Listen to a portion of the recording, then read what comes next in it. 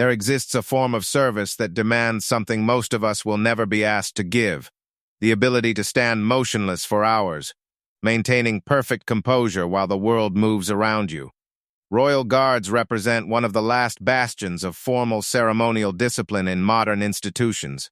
Their role is not merely to stand, but to embody a principle that some duties require absolute commitment, regardless of discomfort, fatigue, or distraction. The day begins long before the public arrives. Guards report to barracks in the early morning hours, where a rigid routine has been followed for generations. Each man inspects his uniform with meticulous care. Buttons are polished until they reflect light like mirrors. Boots are cleaned to a gleaming shine, sometimes taking hours to achieve the required standard. Insignia is checked and rechecked. This is not vanity, it is preparation. The uniform must communicate authority, tradition, and respect. A single thread out of place, a single scuff mark on leather, represents a failure of duty. The dress uniform itself is a study in precision engineering. Every element serves a purpose rooted in centuries of military tradition. The weight of the formal coat, the height of the bearskin cap, the exact angle of the shoulders, these physical constraints demand constant postural awareness. Guards are trained to distribute their weight carefully, to engage their core muscles continuously, to breathe in ways that do not disturb their appearance. What appears effortless to observers requires constant internal effort. Before taking their posts, guards undergo a final inspection. Officers walk the line, examining each soldier with the intensity of an artist assessing a canvas. Hands must be clean, nails trimmed to exact specifications, skin unmarked. Eyes are checked for clarity. The mental state is assessed through posture and bearing. A guard who has slept poorly, who is mentally distracted or emotionally unstable, may be pulled from duty. The institution recognizes that the role demands not just physical presence, but psychological readiness. The posting itself, standing at a ceremonial gate or palace entrance, demands a form of meditation most people have never experienced. Hours pass in absolute silence and stillness.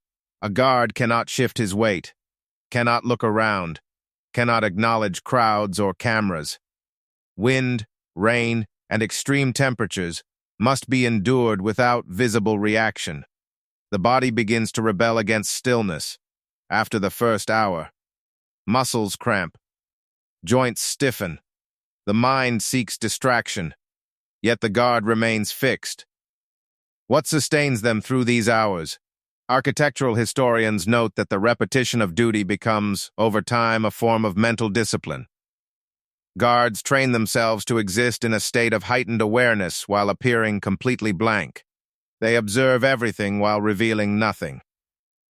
They notice changes in the crowd, potential security threats, the behavior of other guards, weather shifts, all while maintaining an expression of perfect neutrality. This dual consciousness, developed through months of training and years of practice, becomes second nature. The training period for Royal Guards is extensive. New recruits learn not only the ceremonial movements, the precise angles of turns, the exact pace of marches, the synchronized timing with other guards, but also the philosophy underlying the role. They study the history of the institution. They learn that they represent continuity, that their discipline honors those who served before them and those who will serve after. This historical consciousness provides meaning to what might otherwise seem like arbitrary constraint. Physical conditioning is relentless. Guards perform exercises designed to build the specific endurance required for their role. They practice standing for extended periods, deliberately creating muscle fatigue, then learning to work through it without visible strain. They march in formation until the movements become automatic, requiring no conscious thought. This frees the mind to focus on other aspects of the role: observation, awareness, the subtle signals passed between guards through nearly imperceptible movements. The hierarchy within the guard structure is strictly maintained. Senior guards train and evaluate junior ones. Officers inspect and correct. This chain of command creates accountability at every level. A guard's performance reflects not only on himself, but on his unit, his regiment, his institution. This shared responsibility creates a culture where standards are upheld not through punishment, but through mutual respect and collective pride. A guard who fails to maintain standards is not just disappointing himself, he is failing his brothers in service. Night watches present their own challenges. The darkness, the isolation, the reduced foot traffic. These conditions invite fatigue and mental wandering. Experienced guards develop techniques to maintain alertness. They perform subtle movements that do not violate protocol, but keep blood flowing. They engage in mental exercises, reciting historical dates or passages they have memorized. They draw strength from the knowledge that their alertness, though unseen, serves a genuine purpose. A breach in security during the night watch would be a profound failure.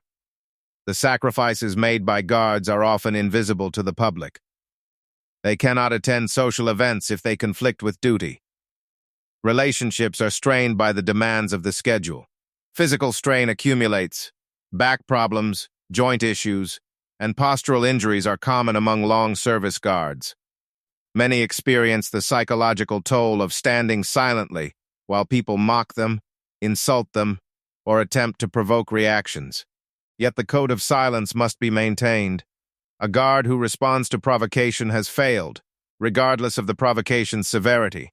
What emerges from this examination of Royal Guard discipline is a portrait of service stripped to its essence. These individuals have chosen to subordinate personal comfort, personal emotion, and personal preference to a duty larger than themselves. They have developed the capacity to act according to principle rather than feeling. They have learned that strength is not always loud, visible, or dramatic. Strength can be quiet, sustained, and utterly consistent. The lesson these guards embody extends beyond ceremony. In a world that often celebrates individual expression and personal gratification, Royal Guards represent an alternative value system. They demonstrate that discipline and restraint, far from being oppressive, can be liberating. By accepting clear parameters and strict standards, they free themselves from the burden of constant decision-making. By subordinating personal desire to collective purpose, they find identity and meaning.